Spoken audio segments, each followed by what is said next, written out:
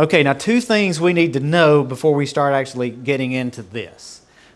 First thing is there's a definition of one of these words that we've got to look at, but I'll get to that in a minute. Number two, we need to understand that verses 1 to 3 are not literal statements.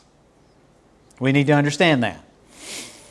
These are exaggerated statements. They're hyperbolic statements that Paul is using to make his point about this more excellent way, which is love. Now, hyperbole, let's put this here where you can see it. Hyperbole, this comes straight off of one of my tests, okay? This definition, I use this definition I use on tests. It's an exaggerated statement or a claim, not to be taken literally. And I've got an example there at the bottom. I've told you 10,000 times to clean your room. Anybody ever made a statement like that? To one of your kids? Sure.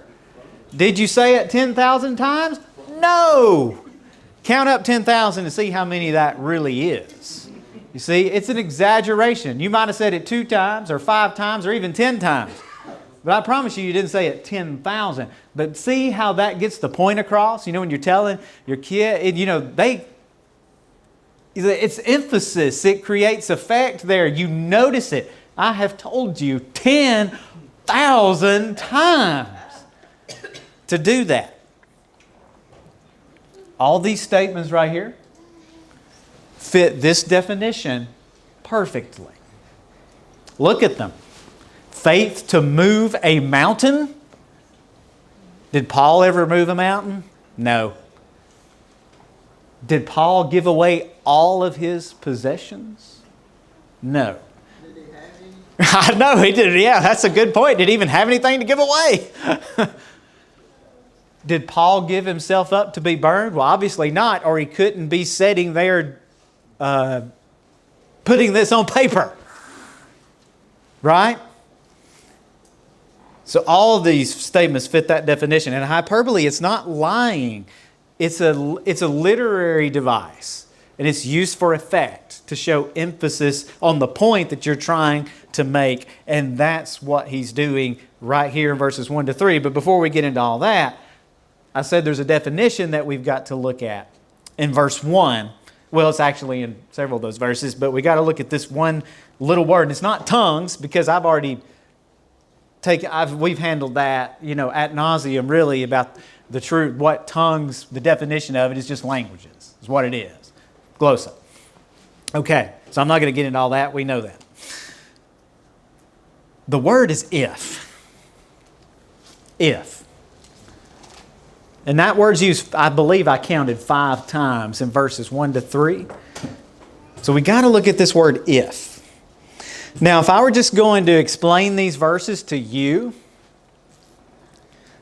this wouldn't be that big of a deal. I wouldn't even have to talk about this. If I was just going to exegete, use that fancy, the term that they like to use in theological circles, it just means explain. So if I were going to explain these verses to you, it's not that big of a deal. But since our purpose is to compare modern charismatic interpretation and Pentecostal interpretation to what this actually says, then I'm forced to go down this rabbit hole, because this is the key word of the way they interpret this. And specifically, we're going to have to deal with the King James Version translation of these verses. Okay? And so I've got the KJV on the next slide. Okay, so all 3 of those I took from the KJV. So let's look at, I won't read them all, but let's just look at the way verse 1 is worded. Though I speak in the tongues of men and of angels, and have not charity, I am become as sounding brass or a tinkling cymbal. Now, that sounds very beautiful, doesn't it? Though I speak with the tongues of men and of angels and have not charity, I have become as sounding brass or tinkling cymbal.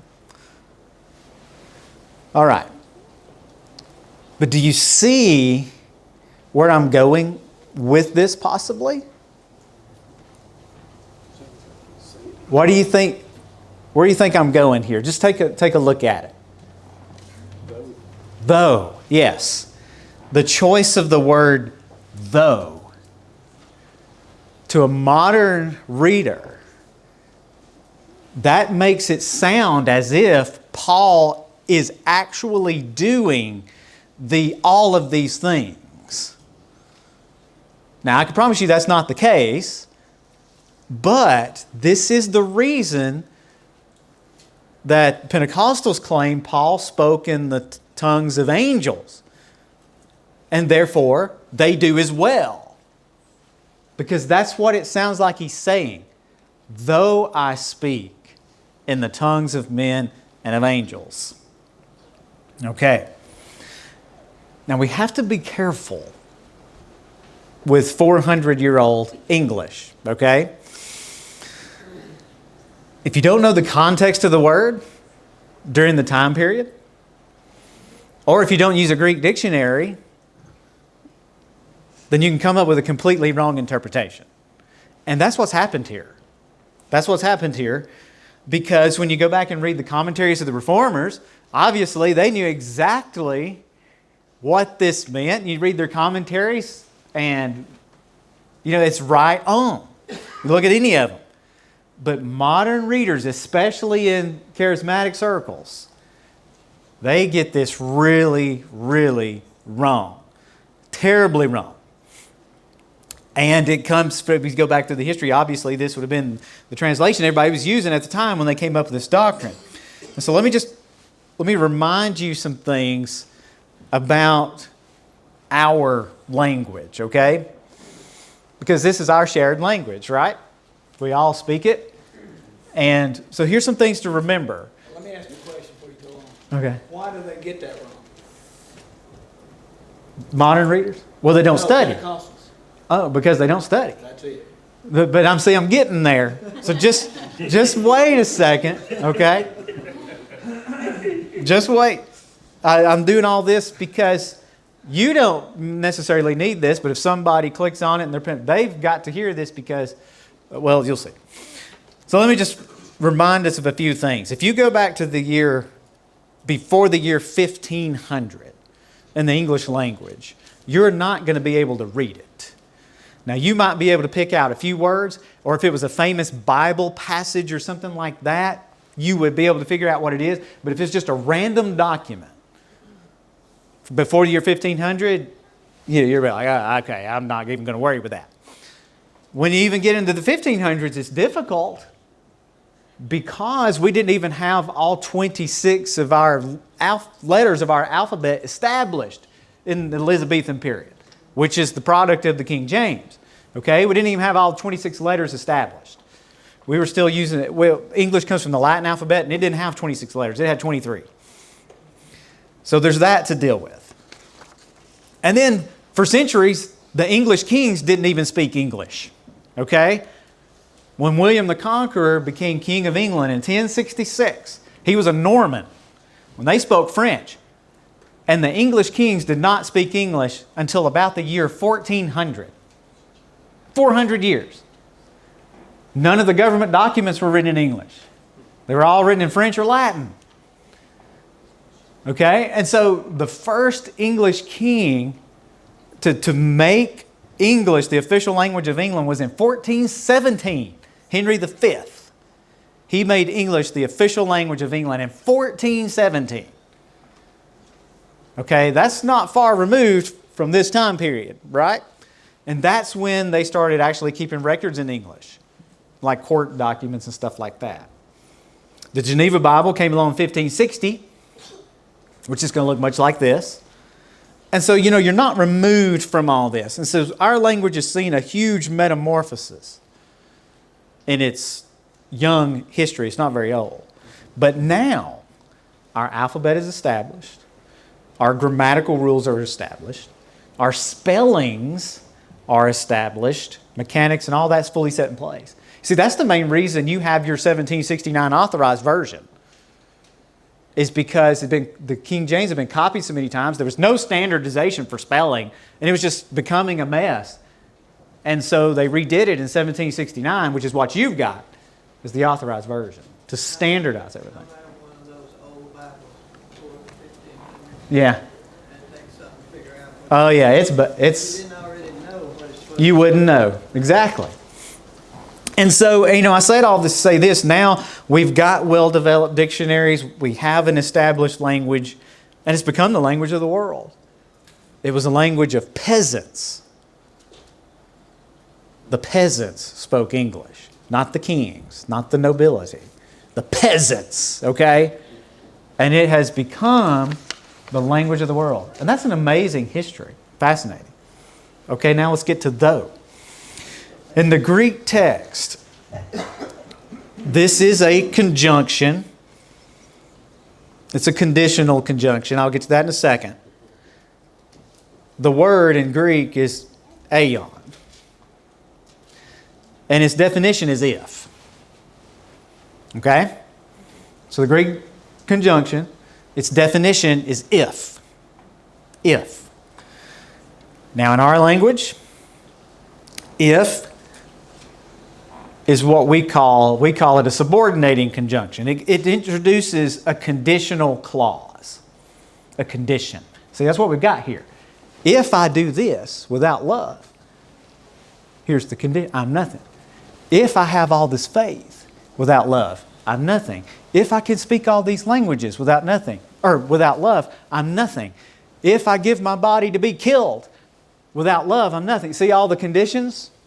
That's what this word does.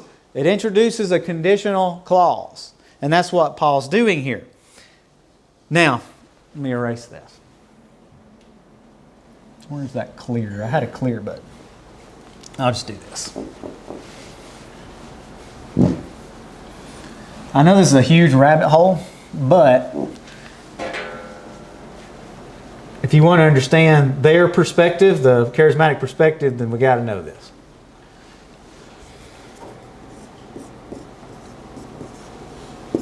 Okay, now the King James Version translates this Greek word as if 200 times. Okay? It translates it as though only 14 times. And 5 of those 14 are right here. In 1 Corinthians 1 to 3. And you say, well, why did they do that? 200 times is if in other places, and 14 times is though. Well, it's strictly a stylistic choice that they chose.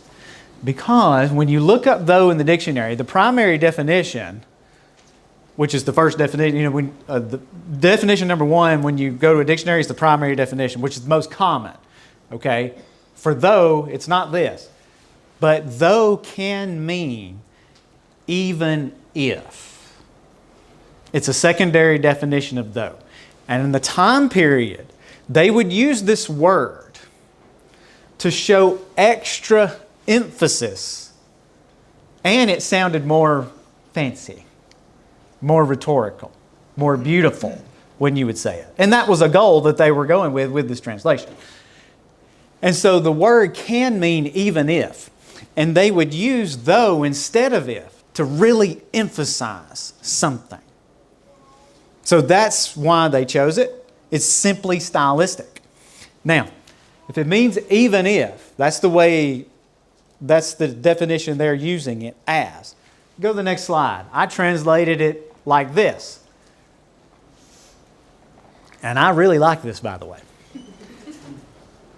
Even if I speak with the tongues of men and of angels and have not charity, I've become a sounding brass or a tinkling cymbal. And even if I have the gift of prophecy and understand all mysteries and all knowledge and have all faith, and even if I have all faith so that I could remove mountains and have not charity, I'm nothing. And even if I bestow all my goods to feed the poor, and even if I give my body to be burned and have not charity, it profiteth me nothing. Now that really, to me, that really gets the point across right there. I like that. Translating it as even if. You feel that emphasis even more than just if by itself. Okay? Now to show you I'm not making this up. The KJV translators did this in other places as well, where they wanted to show that extra emphasis. And so instead of using it as if, which they used 200 times, they used it as though, only the 14. Go to the next one. I'll show you some examples where they did this. This is in 1 Corinthians as well. It's in chapter 4. I write not these things to shame you, but as my beloved sons, I warn you. For though you have 10,000 instructors. Okay, well that's obviously hyperbole, right? They didn't have 10,000 instructors, did they? For even if, is what they're saying, ye have 10,000 instructors in Christ, yet not many fathers. You know, he's talking about himself. Paul started this church. So see, there's another example, just like in our verses here, where Paul's using the same type of conditional clause, a hyperbole, to get his point across. And in the KJV, they use the word though there to get the extra emphasis, the even if. Okay, go to the next one. This one's from Galatians. Same thing. For though we or an angel from heaven preach any other gospel. What they're saying is, but even if an angel from heaven or we preach a different gospel than what's been preached to you, let him be accursed. And in the ESV, I don't know about the New American Standard, I didn't check yet. But the ESV actually translates that, but even if. That's the way it's translated in that one. So I like that. There's Job 13 and 15. Though he slay me, even if he slay me. James 2:14. What doth it profit, my brethren, though a man say, even if a man say, he hath faith and not works, can faith save him? Okay? So there are a few examples of if in the KJV where it's doing the same thing as in 1 Corinthians 13, 1-3. So that's the choice of the word though. He's not saying that he does those things. To us, the way we use the word today, yes, it sounds like that. That's kind of the way we would use the word in a modern context. But that's not what he means. The Greek text obviously bears that out. And the King James translators knew that too. They were using a stylistic choice of their day to put even more emphasis that he didn't actually do those things. But see, that's important to know. You know, you got to do your homework. If it's an older document, you better do your homework, or you can get a wonky interpretation just like they do, because they take it as he's saying he does that. Okay, well, go to Galatians. Did he also preach a false gospel? Go back to that Galatians. Look, for though we preach, or an angel from heaven preach another gospel? Is that what he's saying there? No. And they would admit that. Okay, so why does it mean something different in 13 and 1? So you can't have it both ways. But see, that's what they like to do. They like to determine the definition of words themselves. But they don't get to do that. Okay? They don't get to do that. But that's what they do. Okay, now that we got that out of the way, you can go to the next one. Now let's start breaking this down. These are 3 of the easiest verses that you would ever have to explain. These might be the easiest verses that I've ever explained in teaching or preaching anything. It's really simple to understand. Now, so if I speak in the tongues of men and of angels and don't have love, I'm a noisy gong or a clanging cymbal. Okay. So it's always impressive to meet somebody that can speak multiple languages, isn't it? That's impressive. You know, you might even be in awe of the person in a way. Like, whoa, you can speak 5 languages? You know, and then you want to hear some of it, right? So here's Paul's point that he's making to the Corinthians. even if, I'm going to use that, even if I could speak many languages of men, maybe even all the languages of men, in my natural ability or as a gift from the Holy Spirit, if I don't have love, Christian, brotherly, more than that, it's that deep agape, right? It isn't worth anything at all. That's all it means. If I am the most eloquent speaker in the world, and people, they just fawn over all of my words, and I can just keep people on the edge of their seats with my words. If I don't have love, that eloquence might as well be a clanging cymbal. And we'll take it even further, won't we? If I could speak the languages of angels. Now, there are different opinions of what he actually means there.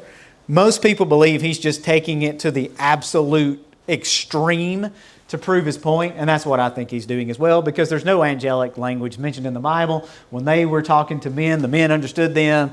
They were speaking their own tongue, to use the King James. So even if I could speak like an angel, a messenger from God,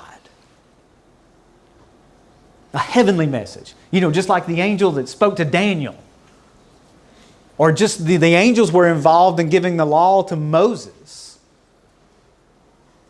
If I'm on that level, without love, I'm just a clashing cymbal. It's just noise. It's not worth a hill of beans. You see, cymbals, when you get in your car and you turn on the radio, and hopefully you're not listening to anything too bad when you leave here, like Led Zeppelin or something. But when you get in there, you don't notice the cymbals. But every track, unless it's bluegrass or something, it's going to have cymbals in it. And you're not even going to notice them, because they're mixed just right. The drummer on the track has played it just right. He's got good technique and all that. But if you just take a cymbal and take a stick and just clash on it, oh my goodness. You're doing like this. That's the point. If I could speak so eloquently and I don't have love, it's just like that. Clang, clang, clang, clang. Oh, cover up my ears. It's not worth anything. You don't want to hear that. Right? And that's the whole point. So if I'm chasing this gift of tongues, if I'm pushy, if I'm arrogant, if I'm judgmental about it, it isn't worth anything. And you see, that's the case in the movement. They really emphasize it, but usually it's not in love. It's usually from the fact that if you don't do this, you're not where you need to be. I tell my cymbal players to play really loud when we can play our music very well. Those cymbals sound great in the right place, don't they? When you listen to the national anthem and they start going pow, pow, pow, when they're it's great when it's done correctly, but when it's not, it's not. It's annoying. Now, one last point before we go to verse 2 and look at that a little bit. Notice Paul speaking in the first person here. So I like how he turns this around. He's not saying, if you speak in all the tongues and of angels and of all the men, and you don't have love, then you're just an annoying symbol. He flips it on himself, because he's an apostle. This is the man that got a vision on the road to Damascus that was struck down and has performed miracles himself, right? He's saying, even if I, as an apostle, as someone who saw that vision on the road, even if I do all of this, I'm nothing. And see, that even makes it even more, that even emphasizes it even more. It's because he's not directing them in the second person. He's talking about himself as an apostle. Think about it. Now let's look at verse 2 a little bit. And if I have prophetic powers and understand all mysteries and all knowledge, and if I have all faith so as to remove mountains, but have not love, I am nothing. Prophetic powers. If I'm the greatest preacher of the Word of God that's ever lived, or if I could predict a future event like the prophets of old, maybe Isaiah, about the suffering Savior, if I don't preach with love, I'm nothing. And if I understand all the mysteries of God, I understand the Trinity perfectly. I understand regeneration perfectly, justification perfectly, predestination perfectly, election perfectly, the resurrection perfectly. And I can explain it to you because I understand it like the mind of God. These things that humans just cannot fathom. I don't understand the resurrection. How did that happen? I don't understand election. I don't understand regeneration. I can't explain that. But if I could, without love, I'm nothing. If I have all the knowledge of the world around me, I understand the sun, the moon, the stars, the planets, science, literature, language, mathematics. If I understand all of that perfectly, without love, I'm nothing. Is this hard to understand? It's so easy, isn't it? And if I have all faith. Now, this is not saving faith, because every Christian has that. This is the gift of faith listed back in chapter 12 with the rest of those gifts.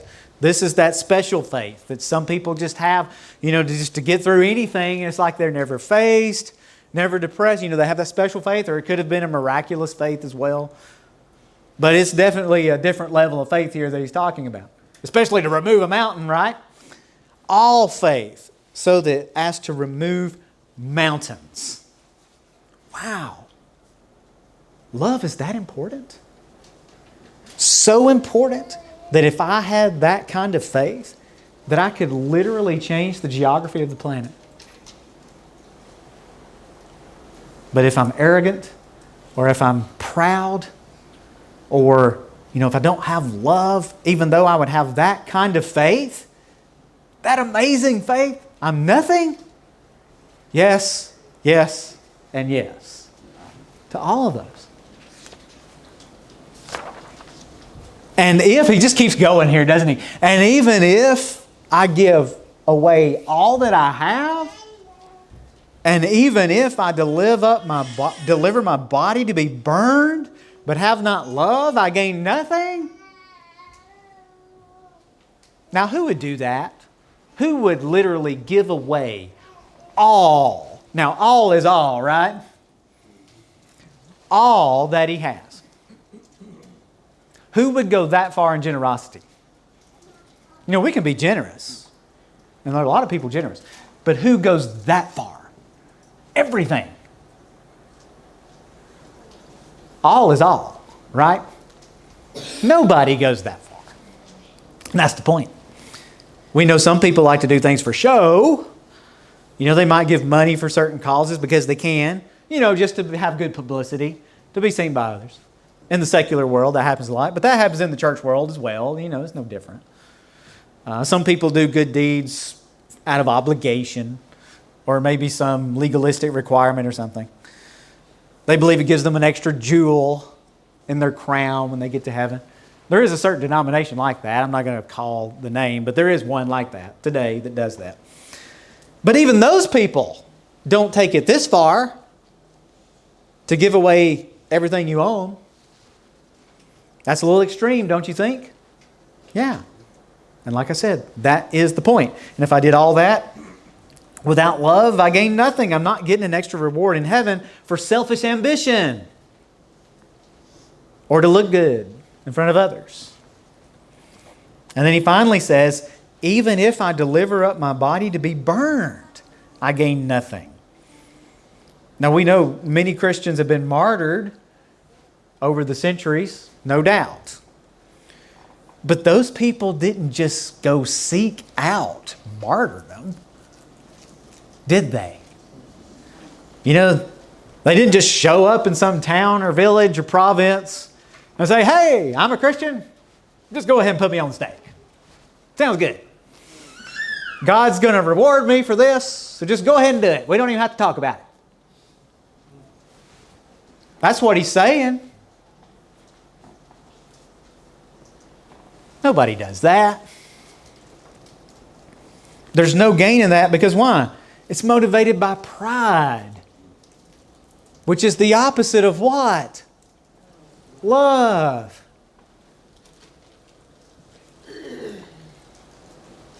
And so a loveless person, no matter how gifted he is, no matter how awesome he is, no matter how much faith he has, all these abilities, a loveless person, according to Paul, is nothing and gains nothing in the process.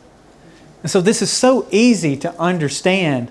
He's taken this to the absolute extreme examples. Is that the first? Okay. So he's taken this to the absolute extreme in every case to prove to these people this is a better way of thinking. You're pursuing all this miraculous stuff, and that's great, right? I mean, healing, all that stuff, it's great if you had the ability to do all of that. But don't be focused on that stuff.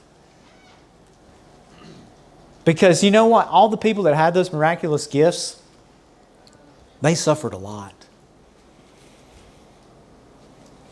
When you think about it, you think, man, it'd be great to just lay my hands on Blake and just heal him of whatever ailment he's got. I'd be like Kenneth Copeland. I can lay my hands on Dad and he'll just hair grow, and it's there. He did that, by the way. You can watch the video. And yeah. But here's the thing. All those people, they didn't make money off that. They didn't become rich and famous over all these abilities like Sister Frida said earlier, when she said, what did Paul have that he could actually have given away? See, they had to pay a price for the gifts that they paid a price for the gifts that they had. And it wasn't fame and it wasn't fortune that they got to. So, we might need to be careful about what we wish for.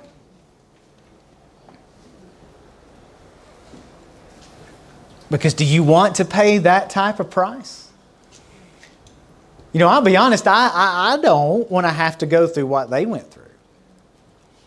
I don't. But you see, that came along with it. And I think that's what about a lot of the modern movement, they forget that. That yes, sure, Paul may have laid his hands on somebody and healed him. And sure, Peter may have done that too. And they had all these special gifts. And Jesus as well, look what he went through when he was here.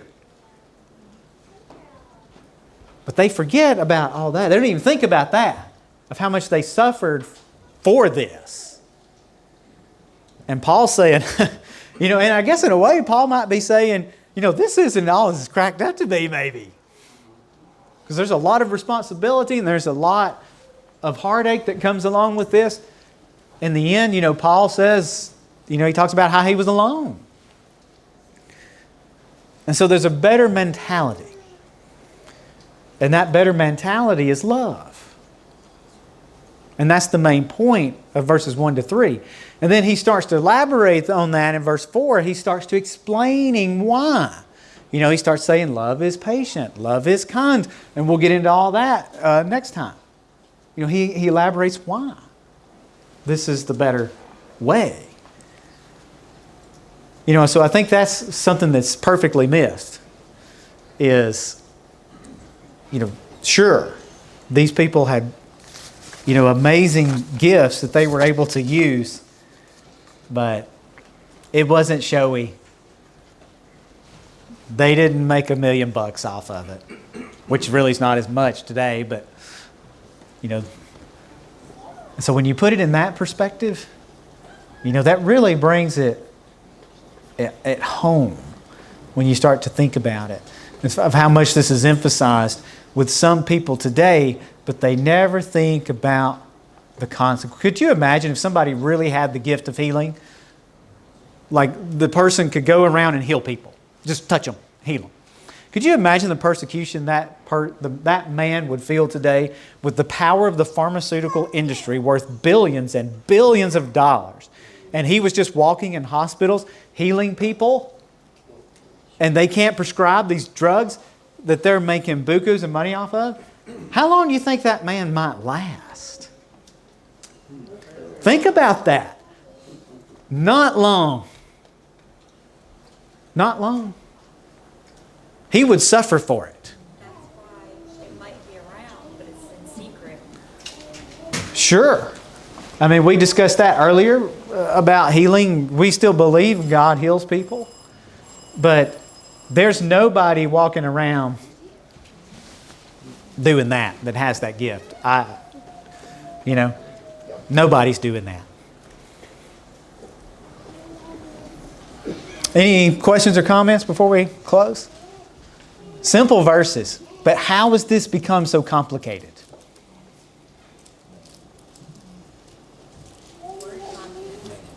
I mean, it's amazing, isn't it? They didn't have somebody like you did. I don't know about that, but it is. It's kind of, even when I look at it myself, I would read this and I would tell myself, I should know better. I should have known better. When I read that, think about myself and everything, I should have known better. But I didn't. I didn't. Yeah, that's a part of it. All right, I guess we'll have to close with that.